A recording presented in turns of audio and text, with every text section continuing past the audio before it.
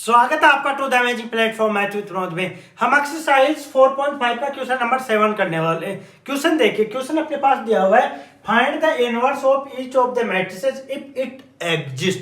अगर एग्जिस्ट कर रहा है तो इनवर्स बताइए। एग्जिस्ट कब करता है? जब डिटरमिनेंट इज इक्वल टू 0 नहीं आई। क्या डिटरमिनेंट इज इक्वल टू 0 नहीं आए तो ही एग्जिस्ट करता है। यानी कि जैसे ये है तो इसका डिटरमिनेंट नॉट इक्वल टू 0 आना चाहिए, तब ही एग्जिस्ट करता है किसी भी मैट्रिक्स का इनवर्स। अगर 0 आ जाएगा तो एग्जिस्ट नहीं करेगा। तो यहां से देखिए फॉर्मूला क्या होता है। फॉर्मूला क्या होता है इनवर्स का? इनवर्स का फॉर्मूला होता है A inverse is equal to 1 upon determinant of A adjoint of A. ये होता है अपने पास फॉर्मूला। यानी कि एडजॉइंट ऑफ ए फाइंड करना है और डिटरमिनेंट भी फाइंड करना है, उसके बाद ही अपन इनवर्स फाइंड कर सकते हैं। तो सबसे पहले अपन एडजॉइंट फाइंड करते हैं। एडजॉइंट से पहले क्या करेंगे? कोफैक्टर। कोफैक्टर से पहले माइनर। तो सबसे पहले माइनर देखिए, M11 किसके लिए? M11 के लिए। M11 के लिए अगर माइनर फाइंड करेंगे तो कैसे होगा? इसकी रो इसके कॉलम को छोड़ देंगे। M11 पोजीशन होती है जो अपने पास M के जो नीचे लिखा जाता है वो पोजीशन होती है एलिमेंट की, कि कौन सी पोजीशन पे वो एलिमेंट है उसका माइनर। जैसे M11 यानी फर्स्ट रो फर्स्ट कॉलम पे जो एलिमेंट है उसकी पोजीशन का माइनर क्या होगा, यानी 1 का माइनर क्या है, तो उसे मल्टीप्लाई करेंगे तो यहां आ गया 10 माइनस 0 यानी कि 10। M12 ठीक है, यानी कि 2 के लिए तो इसकी रो इसके कॉलम को छोड़ के बाकी को मल्टीप्लाई करेंगे 0। M13 तो यहां से देखिए ये क्या आ गया 0। फिर M21 यानी 0, इसको और इसको छोड़ के मल्टीप्लाई करेंगे तो 10 माइनस 0। अब आप सोच रहे होंगे कि कैसे पता चल रहा है मेरे को इतनी जल्दी? प्रैक्टिस। केवल और केवल मैथ में एक ही फॉर्मूला यूज होता है, practice practice and again practice, वही आपको परफेक्ट बनाता है। तो यहां देखिए मेरे को डायरेक्ट पता चल रहा है। जैसे M21 पोजीशन कौन सी आ गई? ये आ गई। इसकी रो को छोड़ो, इसकी कॉलम को छोड़ो। अब आप जैसे प्रैक्टिस नहीं कर रहे तो कैसे करोगे? इसकी रो छोड़ी, इसकी कॉलम को छोड़ दिया अपन ने, तो क्या बचा अपने पास? अपने पास डिटरमिनेंट बचा 2 3 0 5। अब इसे करोगे तो ये आ गया 10 माइनस 0 यानी 10। मैंने इसे क्या डायरेक्ट लिख दिया 10। प्रैक्टिस जितनी करोगे डायरेक्ट आपको दिख जाएगा हाँ कैसे। मल्टीप्लिकेशन में भी सेम होगा। और ऐसे अगर एग्जाम में करने बैठ गए तो क्वेश्चन कंप्लीट नहीं हो पाएंगे। इसलिए प्रैक्टिस सबसे इंपॉर्टेंट होती है। रफ कॉपी और पेन आपके हाथ में होना चाहिए। अगर मैथ की बुक आपके सामने है तो आप बुक लेके नहीं पढ़ सकते, जैसे और सब्जेक्ट को पढ़ सकते हो। तो यहां देखिए M22 के लिए देखिए, M22 पोजीशन के लिए ये इसकी रो ये इसका कॉलम यानी 5 माइनस 0 5। फिर M23 के लिए 0, क्या आ गया? 0 आ गया।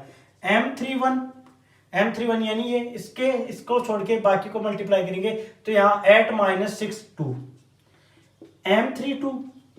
M32 देखिए ये छोड़ के तो इसे 4 माइनस 0 4। M33 क्या हो जाएगा? यहां से आ गया 2 माइनस 0 2। ये आपने माइनर फाइंड कर लिया। अब अपन करते हैं एडजॉइंट, तो सॉरी कोफैक्टर। कोफैक्टर के लिए अपने पास फॉर्मूला क्या होता है? Aij is equal to -1 raise to power i plus j into Mij। ये अपने पास फॉर्मूला होता है।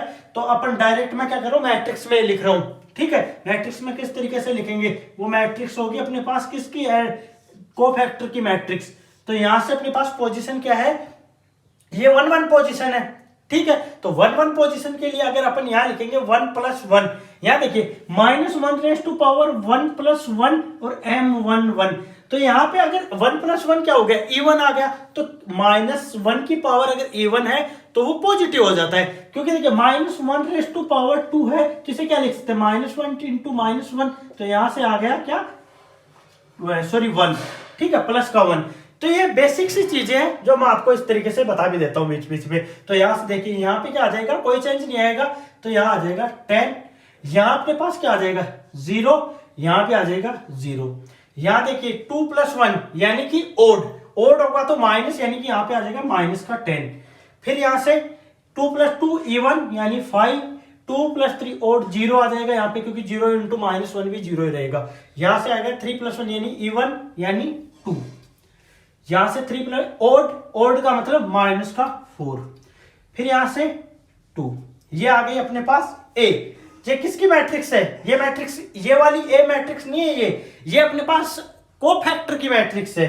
और कोफैक्टर की मैट्रिक्स का ट्रांसपोज करेंगे तो अपन को क्या मिलेगी, अपने को मिलेगी एडजॉइंट की मैट्रिक्स। तो इसका ट्रांसपोज कर देते हैं, तो adjoint of A is equal to जो मैट्रिक्स है वो क्या आएगी, कर दो इसका ट्रांसपोज। इसका ट्रांसपोज करेंगे तो 10 0 0 माइनस 10 5 0, ठीक है, 2 4 और 2, इस मैट्रिक्स का कर दिया अपन ने ट्रांसपोज। ये आगे एडजॉइंट ऑफ ए। अब अपन को क्या चाहिए, डिटरमिनेंट ऑफ ए चाहिए, डिटरमिनेंट ऑफ ए चाहिए। तो यहां से देखिए इसे एक्सपेंड करना होगा, तो 1 के अलोंग करेंगे तो 1 इंटू इसकी रो इसके कॉलम को छोड़ के मल्टीप्लाई करेंगे तो 10 माइनस 0 यानी 10, ठीक है। फिर यहां से देखिए माइनस का 2 प्लस माइनस प्लस, इस तरीके से चलता है। तो इसकी रो इसके कॉलम को छोड़ के मल्टीप्लाई करेंगे, इसको करेंगे 0, इसको भी करेंगे तो 0, तो यहां आ गया 0। फिर प्लस का 3, क्या प्लस का 3, तो इसकी रो इसके कॉलम को छोड़ के मल्टीप्लाई करेंगे तो ये भी आ गया अपने पास 0। तो अपने पास जो डिटरमिनेंट है उसकी वैल्यू आ गई 10। अब फॉर्मूला लगा लेते हैं, A inverse is equal to 1/10 और एडजॉइंट ऑफ ए, यही फॉर्मूला है ना।